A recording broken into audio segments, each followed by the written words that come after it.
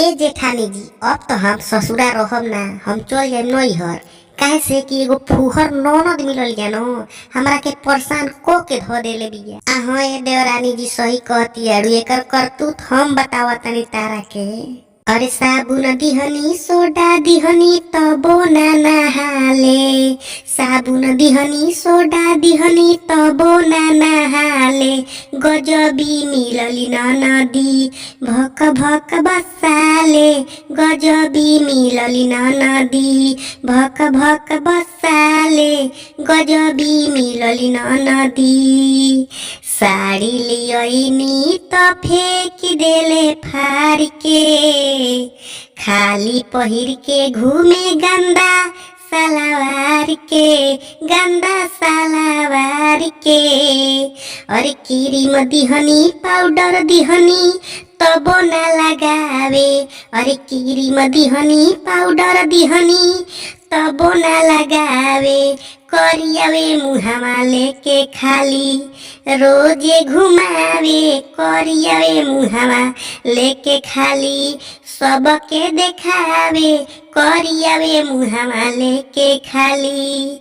अरे करे ना बरस खाना खाले भिनु सहरे, हम कुछ बोली तो खेद देले बहरे, करे ना बरस खाना खाले भिनु सहरे, हम कुछ बोली त खेद देले बहरे। कंघी दिहनी शीशा दिहनी बरवा नहीं झारे, अरे कंघी दिहनी शीशा दिहनी बरवा नहीं झारे, मोबाइल में खाली अपन चेहरा निहारे, मोबाइल में खाली अपन मुहावा निहारे, मोबाइल में खाली अपन। साबुन दिहनी सोडा दिहनी तबो ना नहाले, गजबी मिलली नदी भक भक बसाले, गजबी मिलली नदी भक भक बसाले, गजबी मिलली नदी।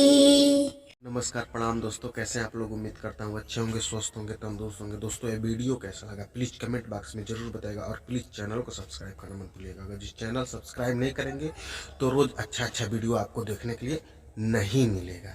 तो बिल्लू कॉमेडी का वीडियो प्लीज़ चैनल को सब्सक्राइब करके ही देखिए और रोज़ अच्छा गाना सुनिए और अच्छा वीडियो देखिए और फुल एंजॉय कीजिए। मिलते हैं नेक्स्ट वीडियो में, तब तक के लिए नमस्कार, धन्यवाद। अगर जो भारतवासी हैं तो प्लीज़ कमेंट करिए, चैनल को सब्सक्राइब करिए और बोलिए जय हिंद।